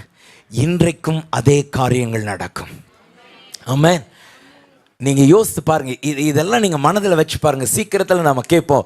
இந்திய தேசத்தில் இதுவரைக்கும் பாஸ்டர்களை சிறைகளை வைத்ததை மாத்திரம் கேள்விப்பட்டிருக்கிறோம். சீக்கிரத்தில் கேட்க போகிறோம். சிறையில் வைத்தவர்கள் உள்ள அப்படியே கதவு மூடி தான் இருக்குது, பூட்டு தொங்க தான் செய்யுது, மெயின் கேட்டும் பூட்டி இருக்குது. ஆனால் வீடியோ சிசி கேமராவில் பார்த்தா ஏதோ ஒரு ஒயிட் ஃப்ளாஷிங் லைட்டு அந்த ஆள் அப்படியே தூக்கிட்டு வெளியில் போகிற மாதிரி இருக்குது. என்னன்னு தெரியல. உங்களுக்கும் எனக்கும் தெரியும். The angel of the Lord is at work. Hallelujah. Amen. இது பரவசத்துக்காக சொல்லல, ஒரு ஹைப்பை ஏற்படுத்தணுன்றதுக்காக சொல்லல. That was the standard life. That was the standard life of the church in the early days. அது இன்றைக்கு நமக்கு அந்த காரியம் இன்றைக்கு வேண்டும் என்கிற விருப்பம் தான் நம்ம எழுப்புதலுக்காக துடிக்க வைக்கிறது. ஹல்லேலூயா. அங்கே ஒரு இடத்துல மாத்திரம் இல்லை. அப்போஸ்தலர் 16வது அதிகாரத்தில் பவுலும் சீலாவும், ரைட், நான் மத்திய ராத்திரியில் துதிக்க ஆரம்பித்தா அந்த அஸ்திபாரமே அசைந்து போகிறது, டோரெல்லாம் திறந்துருது. முதல்ல டோரே திறக்காமல் வந்துச்சு, இங்கே டோரெல்லாம் திறக்குது. இப்போ மத்திய ராத்திரியில், அதனால் ஒரு தடவை டோர் திறக்காததுனால எப்போதுமே திறக்காம தான் இருக்கும்னு நினைக்கவும் கூடாது. Right. The another incident, doors were open. அந்த மத்திய ராத்திரியில் நைட்டில் பேப்டிசம் சர்வீஸ் நடக்கின்றது. அல்லேலூயா. ஆமென். சிறைச்சாலையின் அதிகாரி ஞானஸ்நானம் எடுக்கிறார் குடும்பத்தோடு.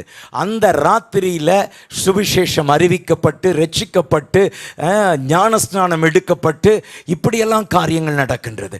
These all R the stories. உண்மையாய் நடந்த அந்த சாட்சிகள் எழுதப்பட்டிருக்கிறது. ஹல்லேலூயா. எக்ஸ்ட்ராடினரி மிரக்கிள் சொல்லிக்கொண்டே போகலாம். இப்படி ஆயிரக்கணக்கான காரியங்கள் அப்போஸ்தல நடபடிகளிலே நடந்து கொண்டிருக்கிறது. இதுதான் இன்றைக்கு நாம் பேசிக்கொண்டிருக்கிற எழுப்புதலின் ஒரு படம். ஆமென். So that vitality, that அந்த உயிர் துடிப்பு இன்றைக்கு சபைக்கு வேண்டும். உயிர் துடிப்பு. Amen. Next one, next letter I. REV பார்த்துட்டோமா? 4வது letter I. I letter intimacy with God and intercession. இது ரெண்டையும் நான் சேர்த்து சொல்ல விரும்புகிறேன். இன்டிமசி வித் காட், தேவனோடு இருக்கிற நெருங்கிய உறவும் மன்றாடி ஜெபித்தலும் அல்லது பரிந்து பேசுதலும் என்றே வைத்துக் கொள்ளலாம். தேவனோடு உள்ள நெருக்கமும் பரிந்து பேசுதலும் அல்லது மன்றாட்டு ஜெபமும். ஆமென். எழுப்புதல் வரும் பின்னே ஜெபம் வரும் முன்னே அப்படின்னு என்னுடைய ஃபாதர் இன்ல சொல்லுவாங்க, ஜான் இளங்கோவன் பாஸ்ட். ரைட்? எப்படி யானை வரும் பின்னே மணி யோசை வரும் முன்னே அப்படின்னு சொல்லுவாங்களோ, அது மாதிரி எழுப்புதல் வரும் பின்னே, ஆனால் அதுக்கு முன்னாடி வரும் ஜெபம். ஜெபம் வரும் முன்னே. ஆமென். பரிந்து பேசுதலின் ஜெபம். ஜெபம், இந்த இன்டிமசி, இந்த வெறும் ஜெபம் இல்லை, இந்த ஜெபம் இன்னைக்கு எல்லாம் so many kinds of prayer. அதனால தான் நான் பர்டிகுலராக இன்டிமசி வித் காட் அங்கே சேர்த்துருக்கிறேன். வெறும் இன்டர்செஷன் மாத்திரம் நமக்கு போதது. இப்போ மெக்கானிக்கல் ஜெபம் அதிகமாயிடுச்சு. ரைட்? ஜெப பாயிண்ட்டுக்கெல்லாம் இன்றைக்கி பஞ்சமே கிடையாது. ரைட்? இன்டர்நெட்டில் போய் தட்டினா, சாட் ஜிபிடியில் போய் இதுக்கு கொடுன்னா நம்ம யோசிக்காத ப்ரேயர் பாயிண்ட்ஸ் எல்லாம் அது கொடுத்துருது. அதனால் அதை வச்சுட்டு நம்ம ஜெபமும் நடத்தலாம், தப்பில்லை. பட் அந்த ஜெபம் நம்மை தேவனோடு பக்கத்தில் நெருக்கத்தில் கொண்டு வருகிறதா? அல்லேலூயா. Right? there are different kinds of prayer. Personal prayer, corporate prayer, right? Thanksgiving prayer, spiritual warfare prayer and so on. நம்ம அப்படியே சொல்லிகிட்டே போகலாம் பலவிதமான ஜெபங்கள். But only the personal walk with God, தேவனோடு தனியாய் நடக்கிற ஒரு அனுபவம் தான் தேவனோடு ஒரு இன்டிமசியை, ஒரு நெருக்கத்தை ஏற்படுத்தும். அல்லேலூயா. ஆமென். ஆமென். அநேக ப்ரேயர் வாரியர்ஸனுடைய மனசில் சத்தம் இருக்குது இல்லை, எல்லாரையும் சொல்ல முடியாது. ஆனால் சிலர் நன்றாக ஜெபம் பண்ணுறாங்க, ஆனால் இருதயத்தில் அந்த ரியல் ஆண்டவரோடு இருக்கக்கூடிய நெருக்கம் இல்லை, அந்த ரியல் வாக் இல்லை. நான் பார்த்துருக்குறேன். நான் கிட்டத்தட்ட 30+ இயர்ஸாக ஊழியத்தில் இருக்கிறேன். ஓகே, பல மனிதர்களை பார்த்துருக்குறோம், பல ஜெபிக்கிறவர்களை பார்த்துருக்குறோம். இந்த ஜெபிக்கிற மக்களுடைய வாழ்க்கை மற்றவங்க பார்க்கும்போது இவங்க நல்லா ஜெபிக்கிறாங்க, but life is not up to the mark. அவங்க பேசுகிற விதம், ஹேண்டில் பண்ணுகிற விதம் அது சரியில்லை. ஆனால் ஒரு மனிதன் தேவனோடு நெருக்கமாய் அந்த இன்டிமேட் ரிலேஷன்ஷிப்பில் இருந்தால் அந்த தேவனுடைய சாயல், தேவனுடைய அன்பு, தேவனுடைய மனதுருக்கம், தேவனுடைய இருதயத்திற்குள் இருக்கிற பாரம் இவர்கள் மூலமாய் வழிய ஆரம்பிக்கும். அல்லேலூயா. ஆமென். ஒரு மன்றாட்டு ஜெபம் அது எதன் அடிப்படையிலே உண்டாக வேண்டும் என்றால், தேவனோடு இருக்கிற ஒரு இன்டிமசினால, ஆண்டவரோடு இருக்கிற நெருங்கிய உறவினாலே உண்டாகக்கூடியது. ஹல்லேலூயா. அதனால் எழுப்புதலை பிறப்பிக்கின்றது ஜெபம்.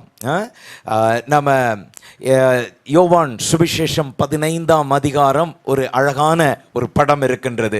ரைட்? முதல் வசனத்திலிருந்தே நம்ம வாஸ்தோன்னா 5 வசனங்கள் வரைக்கும் வாஸ்தா இயேசு சொல்வார், நானே மெய்யான திராட்சை செடி, நீங்கள் கொடிகள். ரைட்? ஒருவன் என்னிலும் நான் உங்களிலும் நிலைத்திருந்தால் அவர்கள் மிகுந்த கனிகளை கொடுப்பார்கள் என்று சொல்லப்படுகிறது. அப்போ கொடியானது தானாக கனி கொடுக்க மாட்டாது, ஆனால் அந்த செடியிலே அது இணைந்திருக்கின்ற பொழுது, when you are attached with the true vine, உண்மையான அந்த மெய்யான திராட்சை செடியில் இருக்கின்ற பொழுது பலன் உண்டாகின்றது. ஹல்லேலூயா. இன்றைக்கு ஜெபிக்கிறவர்கள் அதிகமாயிட்டாங்க, ஆனால் ஜெபிக்கிற கூட்டத்தில் ஆண்டவரோடு நெருங்கி இருக்கக்கூடியவர்கள் ஒரு சிறிய கூட்டமாயிட்டாங்க. ஆமென். நீங்கள் யோசித்து பாருங்கள், 12 பேர் சீஷர்கள் தான், 12 were selected as disciples. ஆனால் அந்த 12 பேரில் ஒரு 3 பேரை இன்னர் சர்க்கிளில் ஆண்டவர் வைத்திருந்தார். There was an inner circle, right? 3 பேர் நமக்கு தெரியாது. அப்போ அந்த 3 பேரை மிக மிக முக்கியமான நேரம், மிக மிக முக்கியமான நேரத்தில் அந்த 3 பேரை இயேசு கூட வச்சிருந்தார். ஓகே, இன்றைக்கு 12 பேர் வட்டத்தில் இருக்கிறது ஒன்று, அதை தாண்டி 3 பேர் வட்டத்திற்குள்ள வருகிறது க்ளோசர் ரிலேஷன்ஷிப். அல்லேலூயா. ஆண்டவருடைய அழைப்பு, ஆண்டவருடைய ஒரு எதிர்பார்ப்பு, இதற்கு நேராய் கம் க்ளோசர், இன்னும் நெருங்கி வா, பக்கத்தில் வா என்று இருக்கக்கூடிய சில காரியங்களை நான் சொல்லுகிறேன். இதை பற்றி நமக்கு ஜெபம், மன்றாட்டு ஜெபம், நெருக்கம், இதெல்லாம் நாம் அடிக்கடி கேட்கக்கூடியது. ஆனால் ஒரு ரிவைவ்டு சர்ச், ஒரு எழுப்புதல் அடைந்த ஒரு சபை அப்படின்னு நம்ம பார்த்தோம்னா, இந்த இன்டிமேட் ரிலேஷன்ஷிப்பினுடைய அந்த பரிணாமங்கள் பல விதங்களில் தெரிய ஆரம்பிக்கும். எப்படி? we will value God's presence more than the programs. தேவனுடைய பிரசன்னம் நமக்கு அதிக முக்கியம் ப்ரோக்ராமை காட்டிலும், right? we will not be program oriented, but we will give importance to the presence of God. Hallelujah. Amen. So அநேக ப்ரோக்ராம் இருந்து ஆண்டவருடைய பிரசன்னம் இல்லை என்றால் பிரயோஜனம் இல்லை. ப்ரோக்ராம்ஸ் ரொம்ப இல்லாமல் இருக்கலாம், ஆனால் தேவ பிரசன்னத்திலே இருக்கக்கூடிய ஒரு நிலை வந்துவிட்டால் 1000 பிரசங்கங்கள் சாதிக்காததை ஆண்டவருடைய பிரசன்னம் சாதித்து விடும் என்று சொல்லப்படுகிறது. அல்லேலூயா. So that's what, ஒரு பிரசங்கம் with the presence of God, 10 நாள் தேவ பிரசன்னத்தில் தரித்திருந்து அப்படியே வந்து பேசணும்னு 3000 பேர் தொடப்படுகிறார்கள். So that life. ஆமென். பிளானிங்க்கு முன்பதாக ப்ரேயர் இருக்கும். ரிவைவல் அந்த மனதில் வைத்திருக்கின்ற பொழுது we have to plan, but பிளானுக்கு முன்னால் ப்ரேயர் இருக்க வேண்டியது காரியம், right? Worship before work.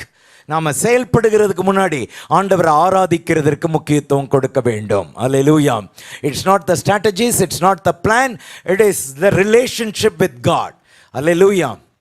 Ministry, நான் ஈவன் இன்னைக்கு பாஸ்டர் பர்னபாஸ் அவங்க சர்ச்சில் அந்த லீடர்ஸ்க்கு சொல்லும்போது, ministry is not what we do, right? ரெண்டாக பிரிக்கலாம். ஒன்று being, another one is doing. பீயிங்ன்றது how we live, நம்ம எப்படி வாழுகிறோம் என்பது ஒன்று. டூயிங் வாட் வி டூ, நம்ம என்ன செய்கிறோம் என்பது. எது முக்கியம் இதில்? First one or two? Second one? First one. Being. Our life is more important, right? Our life speaks louder than our words. நம்முடைய வாழ்க்கை நம்முடைய வார்த்தையின் சத்தத்தை காட்டிலும் கூடுதலாய் பேசுகின்ற திறன் உள்ளது. ஆமென். இன்றைக்கு டூயிங் பார்ட் நிறையா இருக்கிறது, பீயிங் பார்ட் குறைந்து கொண்டிருக்கிறது. Okay, that's what I just want to bring it to the people who are serious about revival. எழுப்புதலை குறித்து சீரியஸாக யோசிக்கணும்னு நினைக்கிறவங்க அதை நம்ம பார்க்கின்றோம். there are so many people who are planning, strategizing, having lots of thing, but நமக்கு அது தேவை. அதெல்லாம் இல்லாமல் போயிடக்கூடாது. that is to be there, that has to be there. ஆனால் அதை தாண்டி மேலே முக்கியமாக தேவ பிரசன்னம். அல்லேலூயா. worship, relationship with God, அதை நாம் முக்கியமாய் பார்க்க வேண்டும். ஸோ எழுப்புதலை வாஞ்சிக்கிற சபை, it will depend on the Holy Spirit rather than the human ability. மக்களுடைய திறமையை அவங்க இதெல்லாம் இப்படி செய்கிறாங்க, இப்படி திறமையாக இருக்கிறாரு, அப்படி செய்கிறாரு அப்படின்னெல்லாம் இருக்கும். ஆனால் ரிவைவலை மீன் பண்ணுற சபைகள் ஹியூமன் எபிலிட்டியை பெருசாக வேல்யூ பண்ணாது. அதுக்கு பதிலாக ஆண்டவருடைய அந்த கிருபையை, ஆண்டவருடைய பிரசன்னத்தை, ரைட், ஆண்டவருடைய ஆவியானவரை நாம் டிபெண்ட் ஆகி இருக்கக்கூடியதாக இருப்போம். ஆமென். அல்லேலூயா. ஸோ இப்படி சொல்லிக்கொண்டே போகலாம். Right, let me move to the next one. Next letter V. Okay, 10 more minutes we have. We'll just go faster. V. And the second V in the revival வரக்கூடிய ஒரு இரண்டாவது V, ரெண்டு முறை வருது revival. REV ல ஒன்று பார்த்தோம், இப்போ ஐக்கு அடுத்தது இன்னொரு V வருது. இந்த V, vision for the last. இழந்து போனவர்கள் அல்லது காணாமல் போனவர்களை குறித்ததான தரிசனம். Vision for the last. சபைக்குள்ளே இருக்கிற ஜனங்களை தாண்டி சபைக்கு வெளியே இருக்கிற லட்சக்கணக்கான கோடிக்கணக்கான ஜனங்களை குறித்ததான ஒரு தரிசனம். அப்போஸ்தல நடபடிகளை நீங்கள் பார்த்தீங்கன்னா, right, that was the standard. Right, 9வது அதிகாரத்தில் பவுல் ஆண்டவரோட ஒரு என்கவுண்டர் உண்டாகுது. ரைட், 11வது அதிகாரம் ஆன்டியாக் சர்ச்சை குறித்து இருக்குது. 13வது அதிகாரத்தில் த மிஷன் ஸ்டார்ட் ஆகுது. பவுல் 3 மிஷனரி பிரயாணங்களை மேற்கொள்ளுகிறார். The rest of the stories 13வது அதிகாரத்திலிருந்து 28ஆம் அதிகாரம் வரைக்கும் the rest of the stories are about mission, doing the work for the lost. சுவிசேஷம் அறிவிக்கப்படாதவர்களுக்கு சுவிசேஷம் அறிவிக்கிறது, சபை இல்லாத இடங்களிலே சபையை ஸ்தாபிப்பது, ஊழியர்களை உருவாக்குவது, பயனீர் பண்ணி அந்த லோக்கலில் இருக்கக்கூடிய லீடர்ஸை உருவாக்கி அவங்கள்ட்ட ஹேண்ட் ஓவர் பண்ணி அதை கண்காணிப்பது என்பதை நம்ம பார்க்க முடியும். So vision for the last. Hallelujah, amen. There are 3 levels, my beloved. We have to understand when we talk about revival, எழுப்புதலை குறித்து படிக்கும்போது there are 3 levels. ஒன்று பர்சனல் லெவல் ரிவைவல், நமக்குள்ளே தனிப்பட்ட விதத்திலே வருகின்ற ஒரு உயிர்மீட்சி. The second level is a community level. சபை என்கிற கம்யூனிட்டி, சபைக்குள்ளே நாம் அனுபவிக்கின்ற ஒரு எழுப்புதல். The next one is a regional level. நம்மை தாண்டி சபையினுடைய சுவர்களை தாண்டி வெளியே போகின்ற தாக்கம். அல்லேலூயா, ரைட். நம்ம நன்றாய் புரிந்து கொள்ள வேண்டும், எழுப்புதல் என்பது தேசத்திற்கு அல்ல, தேவனுடைய திருச்சபைக்கு. எழுப்புதல், the real true meaning of revival is for God's people. தேவ ஜனங்களுக்குள்ளே ஆரம்பிக்க வேண்டும். இதனுடைய தாக்கம் ஒரு ஸ்பிரிச்சுவல் அவேக்கனிங்காக, ஒரு விழிப்புணர்வை ஏற்படுத்தக்கூடியதாக சமுதாயத்திற்குள்ளே போக வேண்டும். அல்லேலூயா. அப்போ இந்த விஷன் ஃபார் த லாஸ்ட், இது சபை இப்போ அந்த தரிசனத்தோடு போக ஆரம்பிக்கின்ற பொழுது பெரிய காரியங்கள் நடக்க ஆரம்பிக்கும். 8ஆம் அதிகாரத்தில் எருசலேமில் ஒரு மிகுந்த உபத்திரவம் உண்டாகின்றது. அப்போஸ்தலர்களை தவிர மற்ற எல்லாரும் சிதறடிக்கப்படுகிறார்கள். சீஷர்கள் போய் எங்கெல்லாம் சுற்றி திரிகிறார்களோ போகிற சிதறடிக்கப்பட்ட இடத்திலெல்லாம் சுவிசேஷத்தை பிரசங்கித்தார்கள். அல்லேலூயா, because they had a vision for the lost. இழந்து போன, காணாமல் போன மக்கள், தொலைந்து போன மக்கள் என்று சொல்லி அவர்கள் மேலே ஒரு தரிசனம் இருந்தது. இந்த தேசத்தின் மீது தரிசனம், இன்னும் இயேசுவை அறியாத மக்கள் மீது தரிசனம். ஆமென். பாஸ்டர் அழகாக சொன்னாங்க, இத்தனை தலைவர்களை உருவாக்கணும், 10 சபைகளை ஸ்தாபிக்க வேண்டும். Right, that is a vision. Vision. The church without a vision for mission, it is not at all qualified for revival. Let me say it again. எந்த சபை மிஷன் தரிசனம் இல்லாமல் இயங்குகிறதோ அந்த சபை எழுப்புதலுக்கு தகுதியான சபையே இல்லை. ஆமென் சொல்லுவீங்கன்னு நினச்சேன் நான். அல்லேலூயா. இதெல்லாம் நான் பாஸ்டர்மார்கள்ட்ட பேசும்போது எவ்வளவு பேருடைய விரோதத்தை நான் வாங்கி கொள்ளுவேன் தெரியுமா? நல்ல வேலை நீங்கள்லாம் விசுவாச மக்கள், அது பாஸ்டர் தலையில் இருக்கிறது. Hallelujah. It's not talking about revival. It's not simply talking about revival. Revival நான் நார்மலாக சொல்லுவாங்க, சால்வேஷன் இருக்குதுல்ல, ரட்சிப்பு முற்றிலும் இலவசம். நீங்கள் எதாவது செய்யணுமா? ஒன்றும் செய்ய வேண்டாம். ஏதாவது பண்ணணுமா? ஒன்றும் பண்ண வேண்டாம். Just receive, receive the word, receive the offer of salvation, just yield, obey, அவ்வளோதான், முடிஞ்சிச்சு. It's absolutely free. But revival is costly. Revival is not free. Revival is costly. கிரயம் செலுத்த வேண்டும். எழுப்புதலுக்கு கிரயம் செலுத்த வேண்டும். அது ஜெபத்தை கிரயமாக கேட்கும், உபவாசத்தை கிரயமாக கேட்கும், விழித்து ஜெபிக்கிறதை கிரயமாய் கேட்கும், தூரமான தேசத்தினுடைய எல்லைகளை தொடுவதற்கு கடினமாய் பிரயாணம் பண்ண அது ஒரு கிரயத்தை கேட்கும். புதிய எல்லைகளை தேடி போகிற ஒரு பிரயாசத்தை நம்மிடத்திலிருந்து எதிர்பார்க்கும். கிரயம் செலுத்தி செய்ய வேண்டியது. தரிசனம் ஒரு மிஷனை கொடுக்கின்றது. அல்லேலூயா. ஸோ இயேசு கிறிஸ்து திரளான ஜனங்களை பார்த்த பொழுது அவர் மனதுருகி சொன்ன ஒரு வார்த்தை, மெய்ப்பனில்லாத ஆடுகள், மெய்ப்பனில்லாத ஆடுகள், அறுப்புக்கு எஜமானன் அறுப்புக்கு வேலையாட்களை அனுப்பும்படி வேண்டிக் கொள்ளுங்கள். You see the direct prayer request from Jesus. இயேசு கிறிஸ்து அவர் தன்னுடைய சீஷர்களை பார்த்து ஜெப குறிப்பாக அதை சொல்லுகிறார். we need more harvesters. அறுவடைக்கு எஜமானன் அறுவடைக்கு ஆட்களை அனுப்ப வேண்டும். தேசத்தின் எல்லைகள் காத்து கொண்டிருக்கிறது. பல ஜாதி மக்கள், பல பீப்புள் குரூப், பல லிங்குவிஸ்டிக் குரூப், பல பாஷைக்காரர்கள் இதை பார்த்து கொண்டிருக்கிறார்கள், இதை எதிர்பார்த்து கொண்டிருக்கிறார்கள். நாம் அதற்காக ஆயத்தமாக இருக்கிறோமா? ரைட் ரைட் 5 முடிச்சிட்டோன்னு நினைக்கிறேன். 6, 7. The 6th one, letter A, awakening of hearts. இருதயத்திற்குள்ளே வரக்கூடிய ஆவிக்குரிய விழிப்புணர்வு. awakening of hearts, இருதயத்திற்குள்ளே வரக்கூடிய ஒரு விழிப்புணர்வு. ஆமென். கொஞ்சம் நான் இதை நீங்கள் புரிந்துக்கணும்னு நினைக்கிறேன். எனிதிங் தட் காட் டஸ், எதை கர்த்தர் செய்தாலும் he is not doing from outside to inside. வெளியிலிருந்து உள்ள அவர் செய்யறதில்ல, உள்ள ஆரம்பிச்சு அதனுடைய தாக்கம் வெளியில வர மாதிரி செய்கிறார். அல்லேலூயா. மனுஷன் முகத்தை பார்க்கிறார் அப்படின்னா அவுட்வேர்ட் அப்பியரன்ஸ். தேவன் இருதயத்தை பார்க்கிறார் அப்படின்னா உள்ளத்தை பார்க்கிறார். ஸோ மனம் திரும்பி, that's something inside. Holiness, it is an inside. அதனுடைய பலன் வெளியே தெரிகிறது.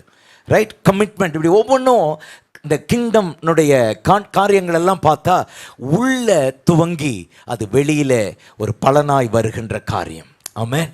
அவேக்கனிங், ஒரு விழிப்புணர்வு, தேவனை தேடுறது, தேவனுக்காக பரிசுத்தமாக இருக்கணுன்ற உணர்வு, தேவனுக்காக வைராக்கியமாக வாழணுன்ற உணர்வு, இதெல்லாம் உள்ள த அவேக்கனிங் ஆஃப் ஹார்ட்ஸ். இந்த எழுப்புதலில் தேவனை நம்ம காயப்படுத்திடக்கூடாது, தேவனுடைய அந்த பரிசுத்த ஆவியானவரை துக்கப்படுத்திடக்கூடாது அப்படின்ற அந்த அந்த ஒரு விழிப்புணர்வு, the sensitivity of the heart will be so high. நம்ம ரொம்ப ஹை சென்சிட்டிவிட்டியாக இருக்கோம். ஏன்னா அந்த இருதயம் அப்படி தேவனால் உயிர்ப்பிக்கப்பட்டு ஆவியானவருடைய கிரியையினால், ஐயோ இந்த வார்த்தையை பேசிடக்கூடாது.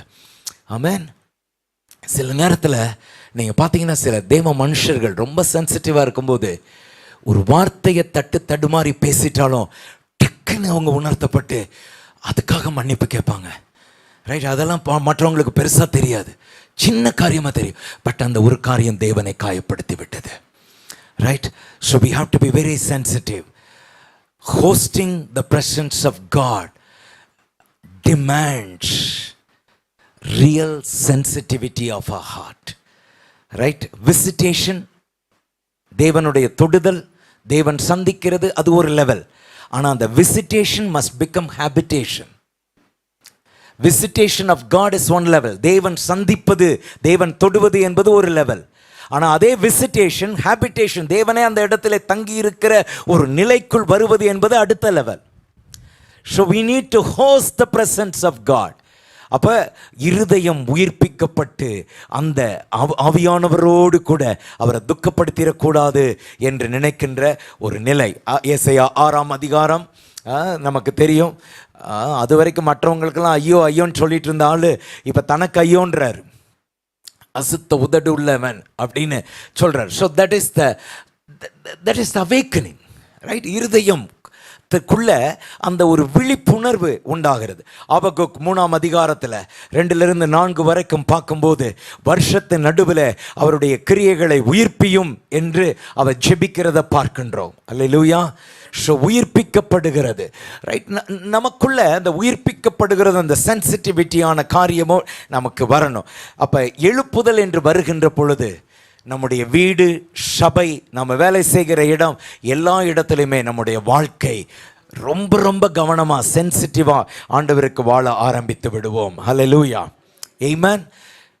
கடைசியான letter L. I want to end here. Love in action. கிரியையிலே காண்பிக்கப்படுகின்ற அன்பு. Love in action. ரிவைவல், எழுப்புதல் அப்படின்னு வரும்பொழுது லவ் இன் ஆக்ஷனில் சபை தேசத்திற்கு தன்னுடைய எல்லா அன்பையும் அன்பின் கிரியைகளையும் காண்பிக்க ஆரம்பிக்கும். ஆமென். சபை என்னெல்லாம் செய்ய முடியுமோ அதெல்லாம் சமுதாயத்திற்கு செய்ய ஆரம்பித்து விடும். ஆக்சுவலி ஒரு பெரிய ரிவைவல் வந்துச்சுன்னா ஈவன் திருச்சி சிட்டி கார்ப்பரேஷன் கூட சிட்டி ரிவைவல் சர்ச்சில் வந்து இந்த ப்ராஜெக்டுக்காக எங்களுக்கு கொஞ்சம் ஹெல்ப் பண்ண முடியுமான்னு கேட்குற லெவலுக்கு வருவாங்க. ரியல், இட்ஸ் நாட் அ ஹைப்புக்காக சொல்கிறது இல்லை, தட்ஸ் அ ட்ரூ திங். அவங்க வருவாங்க, இதுக்காக எங்களுக்கு கவுன்சில் பண்ண முடியுமா, இதுக்காக உங்கள் வாலண்டியர்ஸை கொடுக்க முடியுமா, எங்களுடைய டீமை ட்ரெயின் பண்ண விரும்புகிறோம், நீங்கள் ட்ரெயின் பண்ண முடியுமா? ஏன்னா they see love in action. Hallelujah, love in action. நமக்கெல்லாம் இப்போ என்ஜிஓவெல்லாம் கேன்சல் பண்ணுறாங்கன்னு நமக்கெல்லாம் என்ஜிஓ ரிஜிஸ்ட்ரேஷன் அவசியமே இல்லை. என்ஜிஓ டிஎன்ஏக்குள்ளேயே இருக்குது. அல்லேலூயா, எஃப்சிஆர்ஏ வேணுன்ற அவசியம் இல்லை. நமக்கு மேலே இருந்து ஆண்டவர் சப்ளை பண்ணுகிறார். Heaven supply system will never dry. Amen. அந்த supply system every time supplies. whenever there is a need, the supply system will supply. அப்போ அதெல்லாம் வந்துட்டுருக்கோம். நம்ம எதையும் தடை பண்ண வேண்டியதில்லை. Right, we have to have the vision. அந்த தரிசனத்தை அன்பின் பிரயாசத்தினாலே நாம் கிரியையிலே காண்பிக்க வேண்டும். அல்லேலூயா, praise the Lord. Right, there are so many children, there are so many schools, there are so many colleges, there are so many problems in the society. நம்ம ரியலாக ஆண்டவரை நேசிக்கிறோம் என்பதற்கு அடையாளமாக பல காரியங்களை ஒவ்வொருத்தருக்கு ஒவ்வொரு மாதிரி செய்யலாம். ஆமென். கர்த்தர் ஒரு சிலர் இங்கிருந்து எழுப்பலாம்.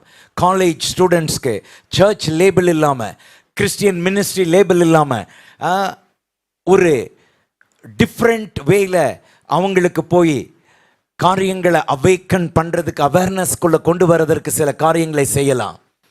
ஆமென். about pornography, about abortion, about human trafficking, இது மாதிரி பல காரியங்கள் சோஷியல் ஈவில்ஸ் நடந்து கொண்டிருக்கிறது.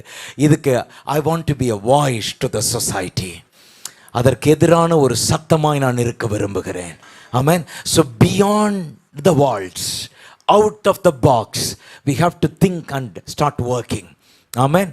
எல்லாமே ஆண்டவரனுடைய நாமத்தினால தான் செய்கிறோம், ஆண்டவரை நேசிக்கிறதுனால தான் செய்கிறோம். சில இடத்துல நாம் செய்ய வேண்டிய விதங்கள், மெத்தட்ஸ் வித்தியாசமாக இருக்கலாம், செய்கிற காரியங்கள் ஆனால் தேவனுடைய ராஜ்யத்திற்குரியது. ஆமென். இப்படி பல காரியங்கள் நமக்கு இதில் சொல்லிக்கொண்டே போகலாம்.